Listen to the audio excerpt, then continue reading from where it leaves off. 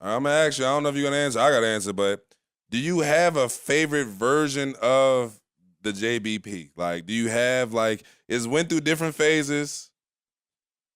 Obviously, from when y'all started to even when y'all was doing the Dudecast, and even now, Flip, and now y'all got some, a couple. You about other to hate my answer, but all of them are my favorites. Come on, don't do that. Come on, Joe. Joe, come on, Joe. But they come are on, Joe. all Come my on, Joe. favorites. It's like when Joe, you don't. ask an Joe, artist, Joe, do you Joe. have an album that's your favorite? Yes, y'all have a favorite album. If they ask you, Speed, do you have a favorite game? Yes. Speed, do you have a favorite play? Yes. Do you have a favorite team? Yes. We all have favorites. Now, we all love, like you said, everything makes it what it is. Games are different, and I think that's a false parallel. I have favorite linebacker rooms. But same thing. I got favorite years of my career. Exactly, same thing. Nah, y'all. All right. No, I do. I got favorite. I got favorite teams that I played on. Regardless of success. I'm at 7. We're at. Well, let me say me because it's been different iterations. I'm at 750 something episodes of this podcast. For sure. Not counting Patreon. So if you count that, we probably are over 1,500 episodes of this thing. Boy, be working. Listen, I'll be telling it, working. So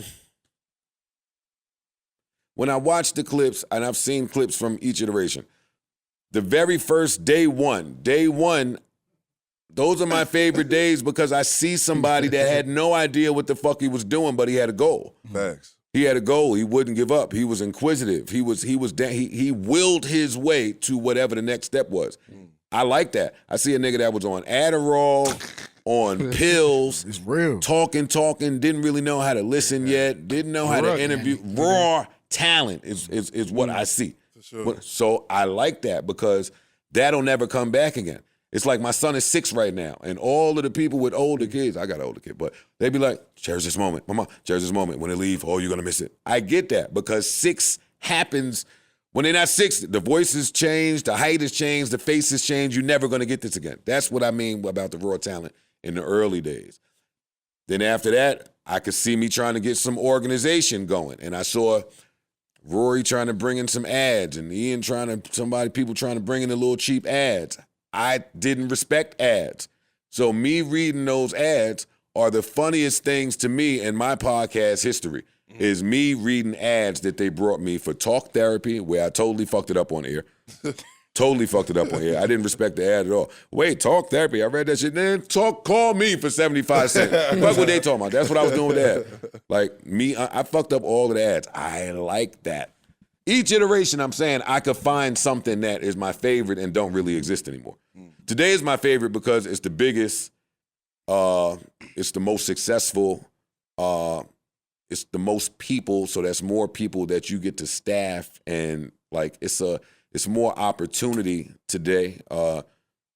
It's ran efficiently and probably closest to my vision today. During the podcast boom, those are my favorite days because of the hope that we had. We had hope that at the end of this 2-year deal, brighter days are to come. And then when the hope wasn't there, I could see how we performed. I could see how it affected us. I could see how it affected the product, the relationship, the outside relationships. Like I can just, what I see when I look through the whole journey is filled with all of that. So I can't pick a favorite. Has it been funnier at times? I'm sure some people will say that. But when I look at those episodes, I don't want to be that dude.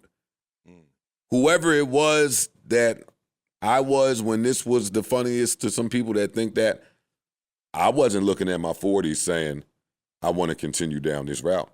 And then some of the things that they were laughing at, maybe I wasn't. So, yeah, I want to grow. Not only do I want to grow this podcast differently, I want to grow differently.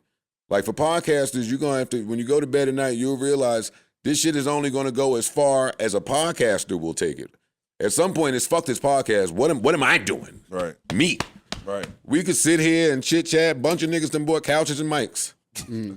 But what's going to separate him from him? Back to the trenches. Who's a man? Who's not? So, yeah, I bet on me, always. So you said that when you started, when you was the youngin' off the Adderall on the laptop saying fuck these ads, you saw the vision of what you had now? Or did you know, or did you, or at what point on the journey did you start to say, okay, look, this is what this could come and what this can be at the complex? But no, I mean, very early, 20 years ago, I said, oh, I could do this. And I want to do this. When I was working on Hot 97, and I stopped that because I'm a young rapper and I want to go be a rapper. Right.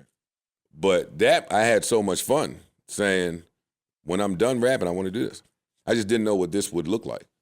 So then we start this in 2015. I start practicing for it in 2012 in a room by myself.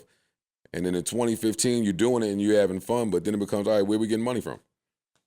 I went to Corey real early. Nigga, if you don't find some money for this podcast, I'm not doing this shit no more. Like, what the fuck what are you crazy? Very early in the game. Then I got past that. You got to get past all of the steps. So, and it was a lot of steps early. So did I have a vision it being this way? I'll say yeah. But I say that in this tone because I see it being bigger than this.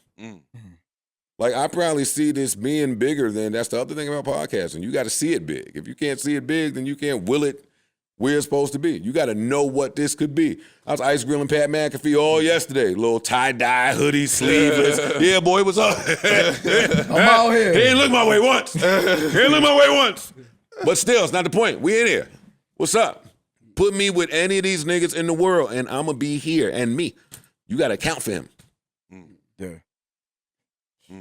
That's a job as a leader, though, to be able to see it, to be able to have a vision, be able to go further than where y'all currently at. Damn, Joe, you dropping gems, dog. Yeah, You no, dropping for gems. sure. You talking For that sure. talk.